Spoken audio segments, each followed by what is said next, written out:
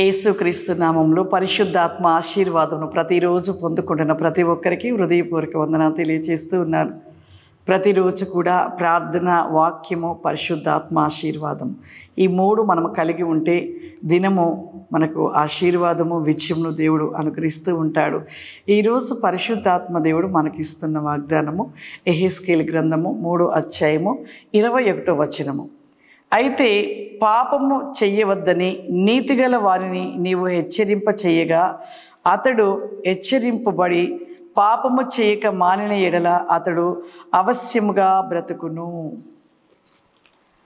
చాలామంది ఈ రోజులలో హెచ్చరిస్తే ఎలా ఉంటుందంటే, ఈ తప్పు చెయ్యొద్దు, ఈ పాపము చేయవద్దు, ఆ పాపము జోలికి వెళ్ళొద్దు అని చెప్తే, ఒకవేళ గట్టిగా చెప్తే ఇక వారు ఎలా ఉంటున్నారంటే వారి మీదికి తిరుగుబాటుగా చేస్తున్నారు.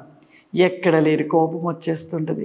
ఒక మనిషి జీవితంలో ఎన్నో బలహీనతలు ఉంటూ ఉంటాయి. ఆ బలహీనతలను మనం తెలుసుకొని ఆ బలహీనతలను విడిచిపెట్టి సరిచేసుకొని ఉంటేనంట మనం అవశ్యంగా బ్రతుకుతామంట. దేవునిలో ఉన్నప్పుడు మన జీవితంలో పాపాన్ని విడిచిపెట్టాలి. ఇక్కడ అందుకే అంటున్నాడు, పాపము చేయవద్దని నీతిగల వారిని నీవు హెచ్చరింప చేయగా. మొదటిగా నీతిగా కలిగి యథార్థతను కలిగిన వారు ఎంతోమంది పడిపోతూ ఉన్నారు పాపంలో. అలా పడిపోయిన వారిని హెచ్చరిక చేసి సరిచేయుట, వారు ఆ యొక్క హెచ్చరికకు లోబడి విని నడుచుకుంటే వారంటే అవశ్యంగా వారు బ్రతుకుతారు. దేవుడు వారిని ఆశీర్వదిస్తాడు. దావీదు తప్పు చేసినప్పుడు నాతాను ప్రవక్త వచ్చి హెచ్చరించినప్పుడు దావీదు ఒక్క మాటైనను కూడా మరి ఎందుకు నేను ఒక రాజును నన్ను హెచ్చరిస్తున్నావని అనలేదు నాతాను ప్రవక్తను. ఎప్పుడైతే నాతాను ప్రవక్త గద్దింపుతో చెప్పినప్పుడు దావీదు లోబడ్డాడు, భయపడ్డాడు, రొమ్ము కొట్టుకున్నాడు, ప్రలాపం చేశాడు. అయ్యో నేను పాపం చేశానని మొత్తుకున్నాడు. అందుకే దావీదు ఈరోజు కూడా దేవుని ప్రియుడు, ఇష్టడుగా ఉన్నాడు. మన జీవితంలో సేవకులైన, ఇంకా మన తల్లిదండ్రులైన, అన్నదమ్ములైన, ఒక అక్క చెల్లెలైనా మన తప్పు ఏదైనా ఉన్నప్పుడు వారు మనం గద్దించినప్పుడు మనం లోబడాలి.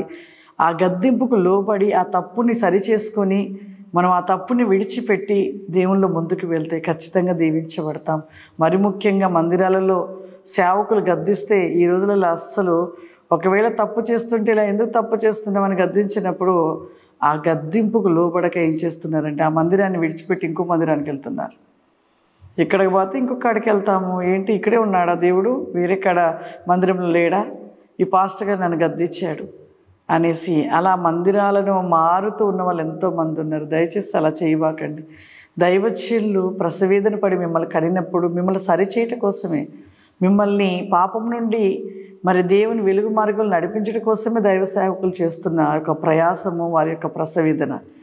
ఆ యొక్క ప్రసవేదనని మనము తృణీకరించి మరి సేవకులు గద్దించారని విడిచి వేరే మందిరాలకు పరిగెట్టినట్లయితే నీ ప్రతిఫలం అక్కడ ఉండదు, వెళ్ళిన కాడ ఉండదు. ఒక గాడ నాటపడినప్పుడు నీవు అక్కడ గద్దింపుకు లోబడి సరిచేసుకుంటే నువ్వు గొప్పోడు అయిపోతావు. ఒకవేళ నువ్వు ఆ గద్దింపుకు లోబడకపోతే మరొక కాడికి వెళ్ళినా మరొక కాడ అక్కడ నీ పాపంను బట్టి, నీ క్రియలను బట్టి అక్కడ సేవకుడు గద్దిస్తే ఇంకొక మందిరానికి వెళ్తావు. ఇలా మారుకుంటూ వెళ్ళి నీ జీవితాన్ని సరిచేసుకోక ఇక అలాగే పాపం నుండి చివరికి ఎక్కడికి వెళ్ళిపోతామంటే నరకాగ్నిలో పడిపోతాం.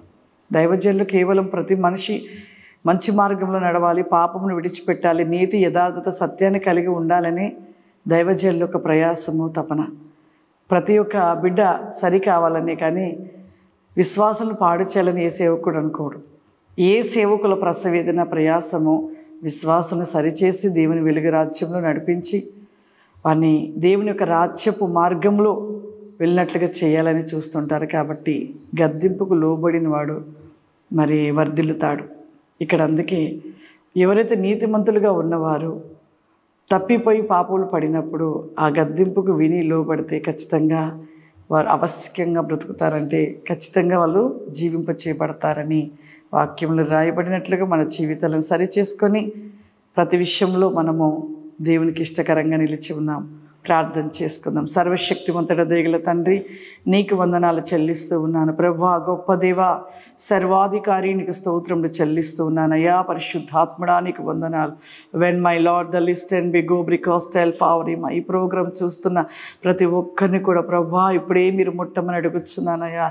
ఎవరైతే ఈ ప్రార్థనలు ఏకీభవిస్తున్నారో తండ్రి, ప్రతి ఒక్కరిని నా ప్రభువా మీ శక్తి చేత నింపమని అడుగుతున్నానయ్యా. ఈ అంత్య దినములు మీ ఆత్మ చేత ప్రతి ఒక్కరిని నింపండి ప్రభా. మీ అభిషేకం చేత నింపండి అయ్యా. దేవానికి స్తోత్రం అయ్యా. ఏ సమస్యల చేత, ఏ బాధల చేత, ఏ వ్యాధి చేత బాధపడుతున్నారు ప్రభా, ఇప్పుడే మీరు తాకమని అడుగుతున్నానయ్యా, ముట్టమని అడుగుతున్నానయ్యా. నీ యొక్క శక్తి చేత నింపమని అడుగుతున్నానయ్యా. సంపూర్ణమైన విడుదల దయచేయండి ప్రభా. వారి యొక్క ఆర్థిక సమస్యల నుండి విడిపించండి నాయన. నీకు స్తోత్రం తండ్రి. ఇంకనో దినము ప్రభా నీలో వెలిగించబడి వారిగా, నీ శక్తి పొందుకుని వారిగా నీ కృప ఆశీర్వాదముల చేత నింపమని యేసుక్రీస్తు నామం నడుచున్నాను తండ్రి. ఆమేన్. God bless you. దేవుడు మిమ్మల్ని దీవించును గాక. ఆమేన్.